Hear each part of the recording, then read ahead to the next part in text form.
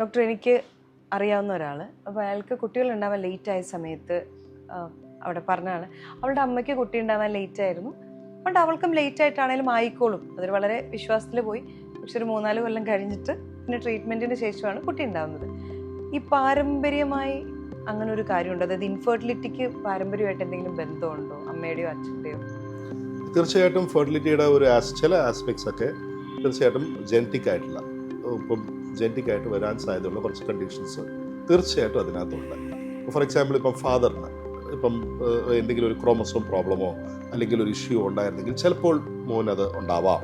അതുപോലെ സ്ത്രീകളെ സംബന്ധിച്ചിടത്താണെങ്കിൽ പോലും ഇപ്പം വളരെ ഒബീസ് ആയിട്ടുള്ള പേരൻ്റ് ആണെങ്കിൽ ചിലപ്പോൾ കുഞ്ഞ് ഇതാണെങ്കിലും അതുപോലെ പല കണ്ടീഷൻസും, ഇപ്പം ഫോർ എക്സാമ്പിൾ PCOD പോലത്തെ കണ്ടീഷൻസ്, ഒരു പരിധി വരെ എൻഡോമെട്രിയോസിസ് പോലത്തെ എല്ലാത്തിനും ഒരു ജനറ്റിക് ബാക്കിംഗ് ഉണ്ട്. അപ്പോൾ അതിനകത്ത് ക്രോമസോമിലി ട്രാൻസ്മിറ്റ് ചെയ്യുന്ന കുറേ കണ്ടീഷൻസ് ഉണ്ട്. അപ്പോൾ അതൊക്കെയാണെങ്കിൽ പാരമ്പര്യമായിട്ട് വരാം. എല്ലാം അങ്ങനെ വരണമെന്നില്ല.